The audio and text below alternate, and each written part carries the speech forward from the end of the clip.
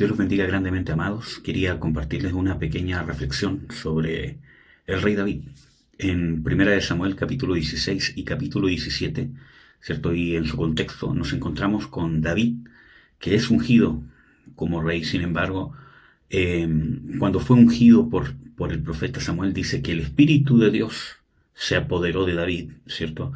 O vino sobre David desde ese momento. Sin embargo, no fue rey hasta muchos años después de muchas pruebas, guerras, persecuciones, como creo que ustedes bien saben. Pero nos encontramos en el capítulo 17 que este David, ¿cierto?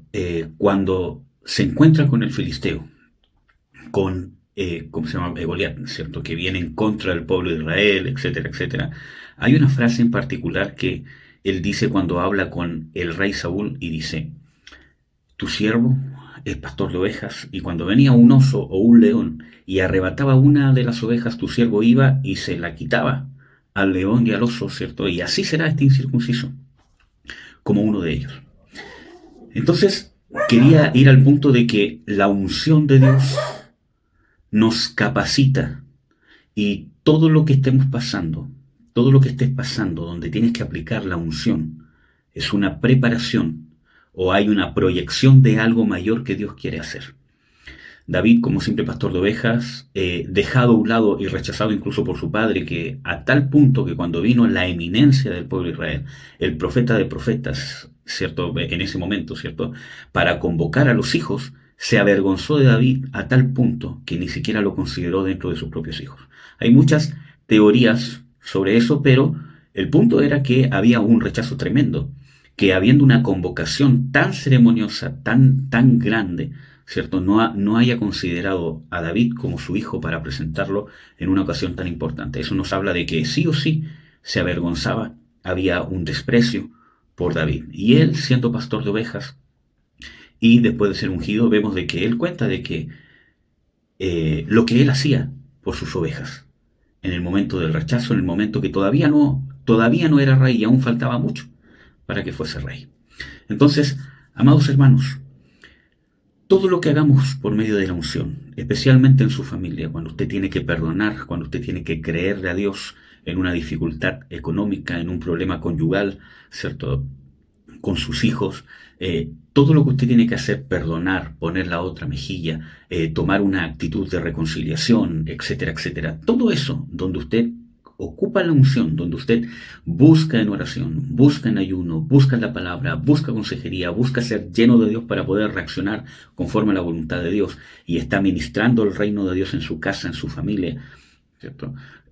Con esas cosas, perdón, reconciliación, paz, las tomas de ¿cómo se llama? Decisiones, ¿cierto? Reorganizar las prioridades, etcétera. Todo eso, amados hermanos, usted está usando la unción y tiene la proyección, tiene la oportunidad de que en algún momento todas esas cosas, si nosotros somos fieles en lo poco, Dios nos va a poner sobre mucho. Y con esto yo no le quiero decir de que Dios le va a dar un ministerio, de que Dios por fin lo va a poner, ¿cierto?, con un cargo, sino que estoy hablando que como David, él ya estaba usando la unción como guerrero para defender lo que Dios le había encargado.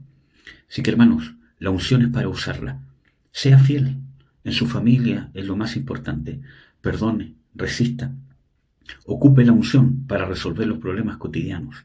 Y va a ver de que la unción va a ir fluyendo y lo va a ir capacitando para poder avanzar, para poder seguir los pasos que Dios quiera que dé por medio de la unción que Él mismo le ha dado. No espere una unción con pompa, no espere que venga una unción con revelaciones y con cosas ostentosas, o que Dios le va a dar la unción para poder tener un ministerio pomposo. La unción es algo natural de vida, y cuando se tenga que enfrentar una situación mayor, ya va a ser una costumbre. ¿Cuál es el problema? Que nos encontramos con situaciones mayores, y como no tenemos la costumbre de usar la unción para resolver nuestros problemas, no sabemos cómo reaccionar y no sabemos cómo ocupar la unción. Y como el problema es de mayor calibre, nos trae consecuencias mayores. Use la unción en sus problemas cotidianos, use la unción cuando recibe bendiciones cotidianamente, cuando está contento, cuando está triste, cuando está enojado, cuando está con mucho gozo, cuando está agradecido. Use la unción. Que sea una costumbre en su vida usar la unción. No el misticismo, la unción. Y va a ver que cuando nos toque un problema, una dificultad mayor, va a ser una costumbre esta unción. Y vamos a poder decir como David, este problema o esta circunstancia va a ser como una de las que yo ya pasé. Amén, hermanos. Que Dios los bendiga. Un abrazo. Nos estamos viendo.